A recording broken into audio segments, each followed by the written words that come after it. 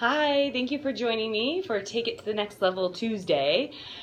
What I want to talk about today is in regards to what I call word vomit. And what I mean by that in classes and even in sometimes personal training sessions, I tend to hear people talk about things that are irrelevant to the actual session or the class, or that can be distracting or throw off the experience of a class.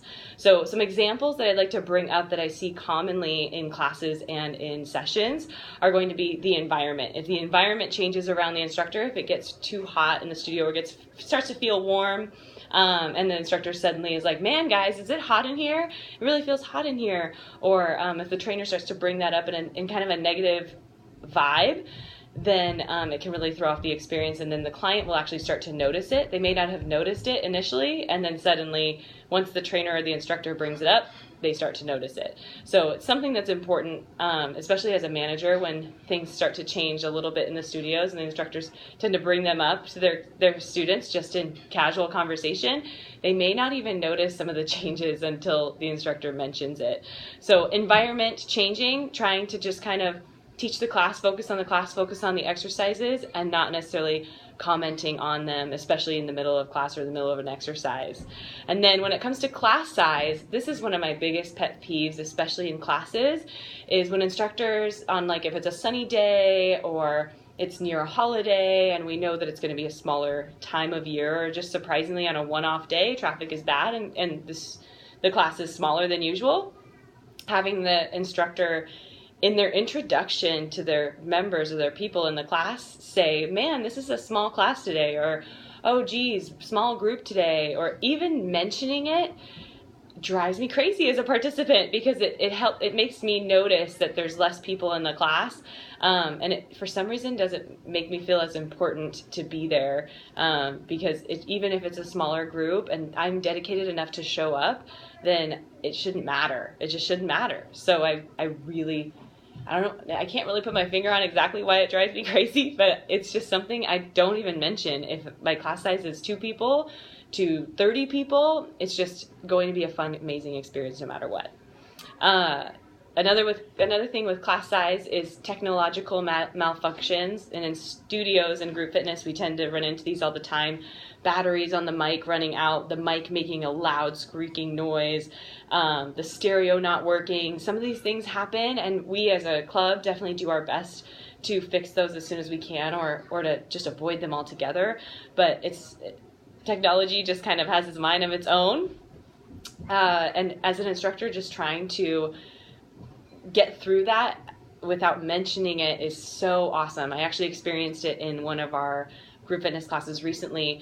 Took a class that we call Above the Belt, and it was an amazing class, and halfway through the class her mic died because the battery had died, and she kept teaching. We were in the middle of like a cardio interval, moving into some strength training, flawlessly kept teaching the class, kept modifying, kept giving options, kept going off the stage, kept working with people, swapped out her battery, mic was back on, and it was awesome. She didn't even mention the fact that the mic went off. She just knew what to do and did it quickly, and it was so good. It kept the experience amazing.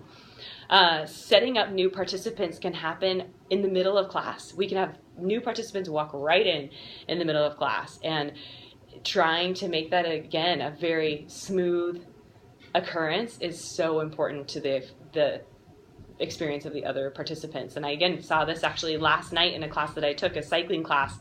Our cycling instructors out there know it's a lot of work to get someone set up on their bike. The instructor not only set up the participants on their bike, 3 people came at least 15 minutes late to the class.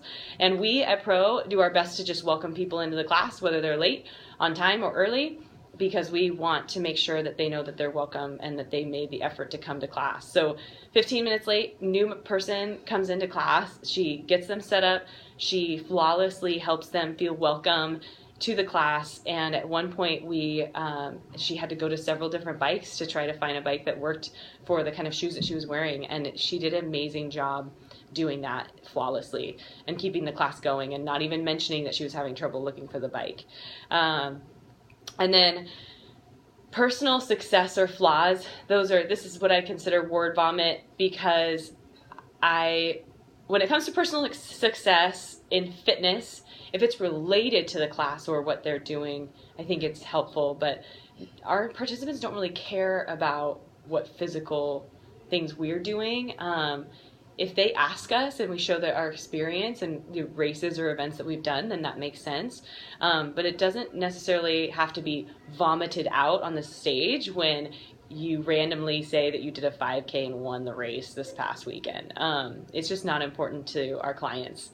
I do think that education is huge, and talking about the conferences that we go to and the amazing things that we learn is priceless and shows your value as a instructor and a trainer.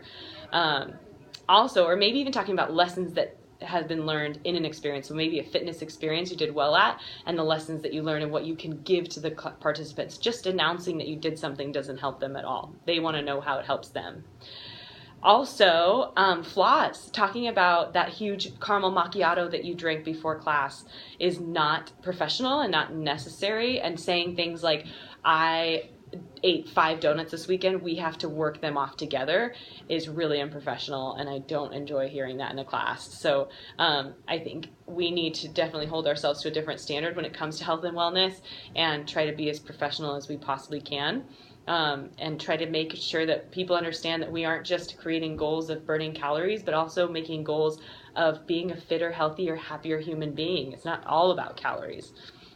And then finally, I want to end with, on word vomit, especially lately with politics as crazy as they are, never, ever mentioning politics in class, even if it's unrelated to what's going on social media, or as a specific president or event that's happening. It's just not, politics are just not meant to be in a fitness environment, and keeping that out of the fitness environment, I think, is very important, because people hear enough negativity on social media and on the news every day. So word vomit can come out, especially if it's something in the current events, but trying to avoid word vomit will take your classes to the next level 100%, and will help you grow your class and help the experience be as consistent as possible, even when things may not be going your way perfectly that day.